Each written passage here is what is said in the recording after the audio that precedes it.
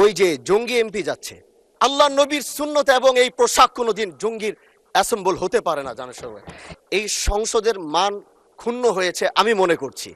সাইদুদ্দিন আহমদ হানজালা, জি আপনার point of অর্ডারটি উত্থাপন করুন। জি, আসসালামু আলাইকুম রহমতুল্লাহ। মাননীয় স্পিকার, আপনাকে ধন্যবাদ। আমি প্রথমবার দাঁড়িয়ে কথা বলছি। আসলে এভাবে কথা বলতে চাইনি, চেয়েছিলাম যখন আমার সময় আসবে আনুষ্ঠানিকতার ভাবে একটু সুন্দরভাবে কথা বলবো, কিন্তু দুঃখের সাথে বলতে হচ্ছে আমি গত 30শে মার্চ আপনার সহধর্মিনী, আল্লাহ তাকে জান্নাতের আলা মাকাম নাসিব করে, আমি তার জন্য দোয়া করি। তিনার জানাজায় আমি এসেছিলাম এবং উপস্থিত হয়েছিলাম। দক্ষিণ প্লাজা থেকে যখন আমি ভিতরে ঢুকবো, একদম কাছাকাছি পিছন থেকে কেউ একজন আমাকে সম্বোধন করছিল, ওই যে জঙ্গি এমপি যাচ্ছে।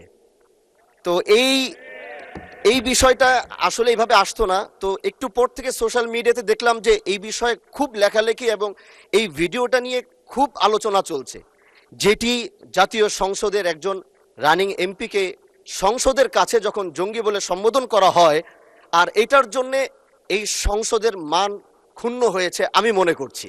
এজন্য আমি আপনার কাছে একটি অনুরোধ করব, আমাকে জঙ্গি বলার কারণটা আমি যতটুকু মনে করলাম যে আমার মাথায় একটি পাগড়ি রয়েছে এবং আমার চলায় সাদা পাঞ্জাবি সুন্নতে রাসূল রয়েছে, এটার জন্য হয়তো তিনি আমাকে ওইভাবে জঙ্গি বলে সম্বোধন সে আমাকে করেছে। আমি মনে করি আল্লাহ নবীর সুন্নত এবং এই পোশাক কোনোদিন জঙ্গির অ্যাসেম্বল হতে পারে না। জানার সবাই এই জন্য আমি আপনার কাছে একটি অনুরোধ করতে চাই, মাননীয় স্পিকার, আপনি সিসি ফুটেজ যেটি রয়েছে, আপনি যদি মাননীয় স্বরাষ্ট্রমন্ত্রী এবং সংসদের সার্জেন্ট অ্যাট আর্মসকে যদি আপনি একটু অনুরোধ করবেন বা তাদেরকে একটু নির্দেশ দিবেন যে কারা এই কাজটি করেছে।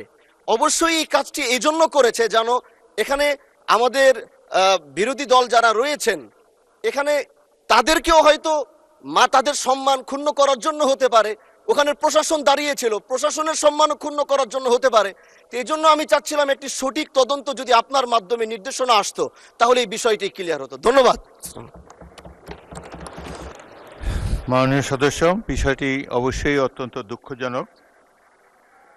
আমি আপনাকে অনুরোধ জানাবো, বিশেষ অধিকার প্রশ্নে আপনি এ ব্যাপারে একটি নোটিশ দেন, বিষয়টি আমরা বিবেচনা করব।